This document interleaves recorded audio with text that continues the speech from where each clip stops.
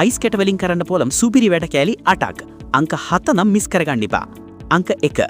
Carpet එකේ කොනක් නැවිලා නම් ඒක උඩින් අයිස් කැට තියන්න. උෂ්ණත්වය වෙනස් වෙන නිසා කාපට් එක දිග හැරෙනවා. අංක 2. ඇඳුමක බබල් ගම් මැලුනොත් ඒක උඩින් අයිස් කැටයක් තියලා විනාඩි 5ක් ඉන්න. ගම් එක ලේසියෙම ගලවන්න පුළුවන්. අංක 3. වොෆල් මේක එක සුද්ධ කරන්න අයිස් කැට දාලා පියන වහන්න. රස්නෙට දී වෙන වතුරින් ඇතුලේ කුණු ලේසියෙම පිහදා ගන්න පුළුවන්. අංක 4. උයනකොට වතුර උතුරලා පිටාර යනවා නම් ඉක්මනින්ම අයිස් කැටයක් දාන්න. පිටාර යන එක එකපාරටම නවතිනවා. අංක 5. කෑම එකේ තෙල් වැඩි නම් අයිස් කැටයක් මතු පිටින් යවන්න.